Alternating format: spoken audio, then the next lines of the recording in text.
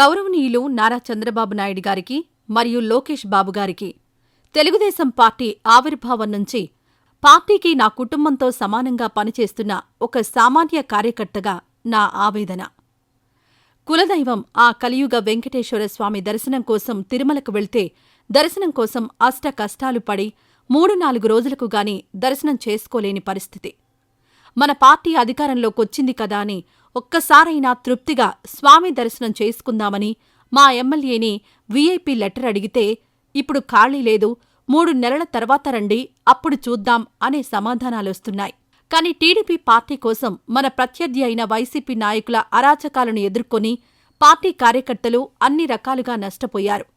అలా నష్టపోవడానికి కారణమైన కరుడగట్టిన వైసీపీ నాయకులకు సీఎం స్థాయిలో తిరుమలలో వీఐపీ దర్శనంకి సిఫారసు లెటర్లు దొరుకుతున్నాయన్న విషయాలు వెలుగులోకి రావడం టీడీపీ కార్యకర్తగా మాకు మింగుడు పడ్డం లేదు.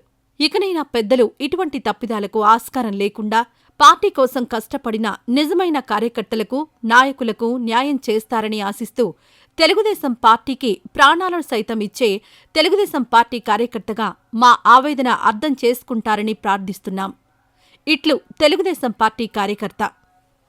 ఈ వీడియో నచ్చితే లైక్ చేయండి. అలాగే మా ఛానల్ని ఫస్ట్ టైం గనక చూస్తున్నట్టయితే ఇప్పుడే సబ్స్క్రైబ్ చేసుకుని పక్కనే ఉన్న గంట సింబల్ ని యాక్టివేట్ చేసుకోండి. అప్పుడే మేము పెట్టే ప్రతి వీడియో మీకు నోటిఫికేషన్ గా వస్తుంది. అలాగే ఈ వీడియో పూర్తిగా చూసినందుకు ధన్యవాదాలు.